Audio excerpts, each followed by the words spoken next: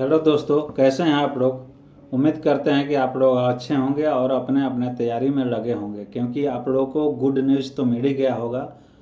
अगर कुछ लोगों को नहीं पता होगा तो जान लें कि यूपी पुलिस कांस्टेबल और यूपीएसआई की न्यू वैकेंसी आ रही है।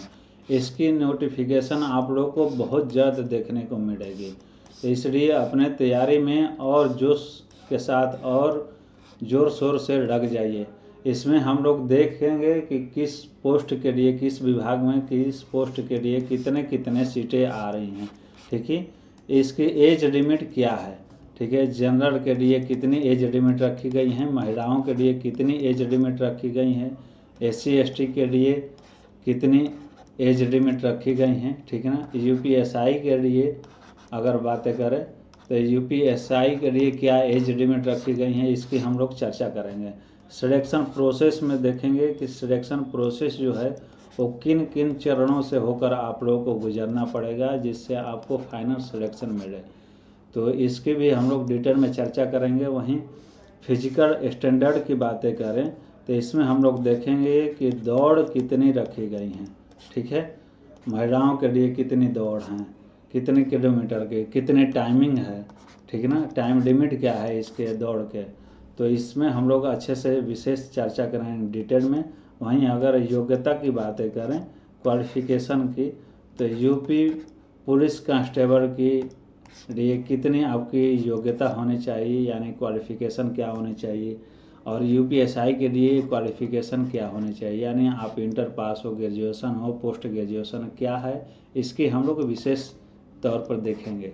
ठीक है, वहीं अगर एग्ज़ाम पैटर्न और सिलेबस की बातें करें तो इसे भी हम लोग डिटेल में जानेंगे कि एग्ज़ाम पैटर्न जो है वो कैसे, किस आधार पर लिए जाते हैं, किस टाइप के क्वेश्चन होते हैं, किस सब्जेक्ट से कितने क्वेश्चन आते हैं, किन किन सब्जेक्ट पे आपको फोकस करनी पड़ेगी, किन किन सब्जेक्ट की आपको विशेष तैयारी करनी पड़ेगी, तो इसे भी हम लोग डिटेल में देखें।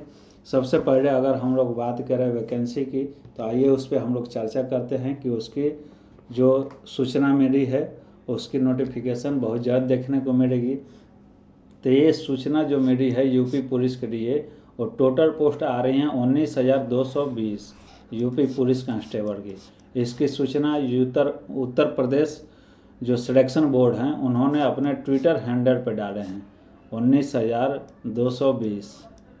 ठीक है, 19,220 पोस्ट के लिए सूचनाएं जो है अपने ट्विटर हैंडल पर डाले हैं। इसमें पीएससी के जो सीट हैं वो 9,837 पद आ रही हैं। वहीं विशेष सुरक्षा बल के लिए 1,341 पोस्ट, यानी एसएसएफ के लिए, इसके लिए पहली बार वैकेंसी निकल रही है। एसएसएफ के लिए पहली बार भर्ती होने जा रही है, क्योंकि अभी तक एसएसएफ के लिए कभी भी सीट नहीं आई हैं। इसकी जो ड्यूटी है वो मेट्रो में या गवर्नमेंट इंडस्ट्री में लगाई जाती है। अभी तक आप अगर देखें मेट्रो, जैसे यूपी में नोएडा, गाज़ियाबाद, लखनऊ में मेट्रो हैं, वहाँ पे पुलिस विभाग से ही उनकी ड्यूटी लगाई जाती थी, लेकिन अब इसके लिए अलग से एसएसएफ के लिए सीट निकाली गई हैं। विशेष सुरक्षा बल 1,341 पोस्ट, तो इसे भी आप लोग ध्यान में रखेंगे। वहीं महिला बटालियन के लिए देखें तो 2,282 पोस्ट हैं। ठीक है, और आरक्षित नागरिक पुलिस के लिए 3,245 पोस्ट। कितने? 3,245 पोस्ट। ये अच्छी सीटें हैं। आरक्षित नागरिक पुलिस कौन होते हैं भैया? तो इनकी ड्यूटी जो है वो थाने में लगाई जाती हैं। ये अच्छी पोस्ट मानी जाती है पुलिस विभाग में, पुलिस कांस्टेबल की। ठीक है, तो इसे भी आप लोग ध्यान में रखेंगे कि जब भी आप फॉर्म डालेंगे इसका, तो पहला प्रायोरिटी जो है वो आप नागरिक पुलिस के ही डालें, क्योंकि ये अच्छी सर्विस मानी जाती हैं। और आगे अगर देखें तो सशस्त्र पुलिस बल में 2,444 पद आ रही हैं। घुड़सवार पुलिस के लिए 71 पोस्ट। ठीक है ना, तो इन सब की जो नोटिफिकेशन हैं आपको बहुत जल्द मिल जाएंगी। अप्रैल के लास्ट वीक में आपको नोटिफिकेशन इसकी मिल जाएंगी। ये पहला वैकेंसी है। दूसरी की बातें करें और अगर हम, तो दूसरी वैकेंसी जेड वार्डर की है। कौन? जेड वार्डर। 2,833 पद हैं।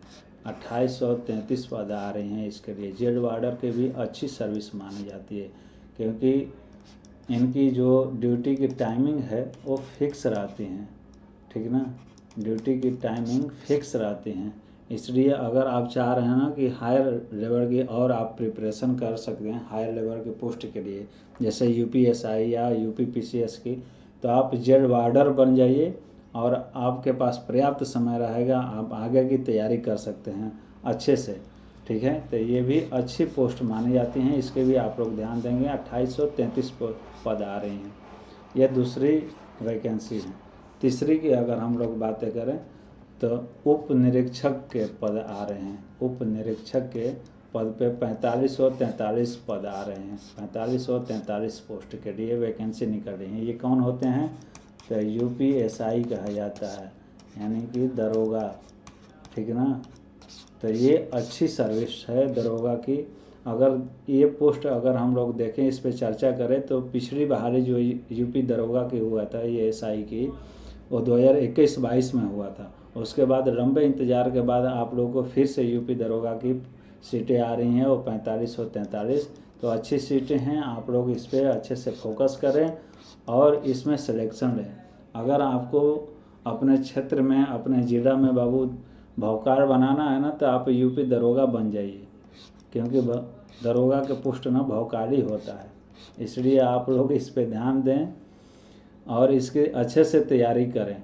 इसमें अगर देखें उप निरीक्षक नागरिक पुलिस का, तो 4242 पद हैं, ठीक है। महिला जो नागरिक हैं उनके लिए, उप निरीक्षक नागरिक पुलिस जो महिला विभाग में है उनके लिए 106 पोस्ट है। प्लाटून कमांडर के लिए 135, ठीक है, 135 पोस्ट। वहीं प्लाटून कमांडर विशेष सुरक्षा बल SSF, इनके लिए 60 पद आ रहे हैं।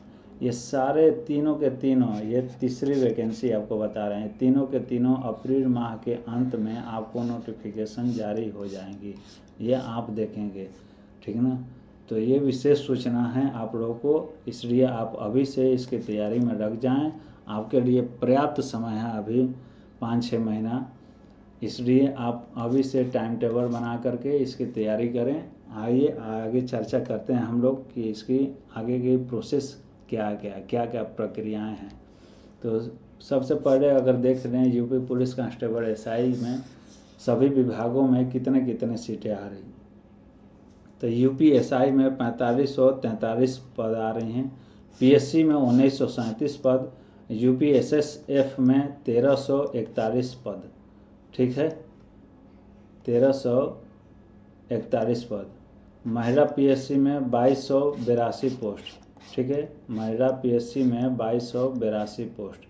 वहीं अगर देखें सिविल पुलिस का तो 3245 पोस्ट, सशस्त्र पुलिस में 2444, घुड़सवार पुलिस में 71, जेड वार्डर में 2833, जेड वार्डर की जो है 2833, यानी कि टोटल जो है वो 26,596 सीटें आ रही हैं आपकी।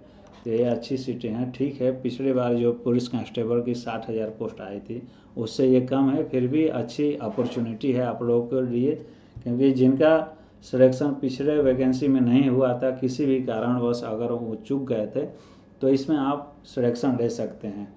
तो इसलिए इस पर फोकस करिए। आइए आगे हम लोग देखते हैं इस पर कि एज लिमिट इसकी कितनी रखी गई हैं, आयु सीमा।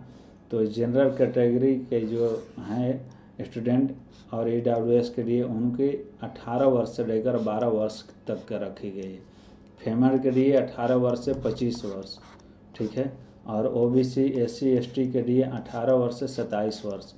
वहीं फीमेल के लिए 18 वर्ष से लेकर के 30 वर्ष, ठीक है। ये पुलिस कांस्टेबल के लिए, किसके? पुलिस कांस्टेबल के लिए एज है। अगर वहीं आप देखें UPSI के जो एज, तो इसकी एज लिमिट 21 वर्ष से 28 वर्ष रखी गई है, ठीक है। इस पर आप लोग ध्यान देंगे। आइए आगे देखते हैं कि इसकी सिलेक्शन प्रोसेस क्या है, किन किन चरणों से आपको गुजरना पड़ेगा इस एग्ज़ाम को क्रैक करने के लिए। तो सबसे पहले आपका रिटन एग्ज़ाम होगा। रिटन एग्ज़ाम आपका ऑब्जेक्टिव होता है, ऑब्जेक्टिव टाइप के होते हैं, ठीक है। इसमें 150 क्वेश्चन आते हैं 300 नंबर के, ठीक है। उसके बाद आपका फिजिकल होगा, इसमें आपका सबसे पहले डॉक्यूमेंट वेरिफिकेशन, फिर दौड़, ठीक है। उसके बाद आपका हाइट और चेस्ट का मेजरमेंट होता है। जनरल के लिए 165 सेम रखा गया है हाइट। तो ये क्वालिफाइंग होता है, ये क्वालिफाइंग होता है। आपको इसको बस पास करना है, इसका कोई भी नंबर आपका मेरिट लिस्ट में नहीं ऐड होने वाला है। उसके बाद मेडिकल एग्जामिनेशन होता है। मेडिकल में आप अगर फिट पाए जाते हैं तो आप फाइनल राउंड के लिए सिलेक्शन में आप चले जाएंगे। आपका फाइनल जो सिलेक्शन है वो केवल और केवल रिटन एग्ज़ाम के बेस पे होता है, इसलिए आप इस पर विशेष ध्यान दें अपने तैयारी पे, ठीक है। आइए आगे हम देखते हैं कि इसके लिए एजुकेशन क्वालिफिकेशन क्या रखा गया है, शैक्षिक योग्यता कितनी रखी गई है। तो पुलिस कांस्टेबल में, पुलिस विभाग में जितने भी कांस्टेबल लेवल की आ रही है सीट वैकेंसी, उसमें आपको बस 12th पास होना चाहिए। क्या? Inter pass. तो आप खुश हो जाइए कि आप केवल इंटर पास हों तो इस फॉर्म भरने के लिए एलिजिबल हैं इसके, ठीक ना। तो आप बस इंटर पास हों। वहीं देखें यूपीएसआई की बातें करें तो आपको ग्रेजुएशन होना ज़रूरी है, ग्रेजुएशन होना मैंडेटरी है। ग्रेजुएशन में क्या? ग्रेजुएशन में आप कुछ भी किए हों, बीए किए हों, बीएससी किए हों, ठीक है, या बीकॉम किए हों, ठीक है, या बीबीए किए हों, आप कुछ भी ग्रेजुएशन में किए हों, आप यूपीएसआई के लिए एलिजिबल हैं। तो इसे आप ध्यान में रखें, ठीक है। आइए आगे देखते हैं कि फिजिकल स्टैंडर्ड इसकी क्या रखी गई है, कितने किलोमीटर के दौड़ हैं। तो पुलिस के लिए 4.88 किलोमीटर यानी कि 4800 मीटर की दौड़, ठीक है। वहीं महिला के देखें तो 2400 मीटर की दौड़ रखी गई है। तो पुरुष के लिए 25 मिनट का टाइम लिमिट है और महिला के लिए 14 मिनट का टाइम लिमिट रखा गया है। यह भी आप ध्यान देंगे। आगे देखें तो हम बात करते हैं एग्ज़ाम पैटर्न के, एग्ज़ाम पैटर्न और इसकी सिलेबस, ठीक है। तो इसमें हम देखेंगे कि किस किस सब्जेक्ट पे आपको फोकस करना होगा, किस किस सब्जेक्ट के लिए आपको तैयारी करना पड़ेगा। तो इसमें आपका सबसे पहले देखें जीएस और जीके, इसमें आपका 38 क्वेश्चन आता है इस सब्जेक्ट से, जीके जीएस से। वहीं हिंदी के देखें तो इसमें आपका 37 क्वेश्चन आता है, मैथ से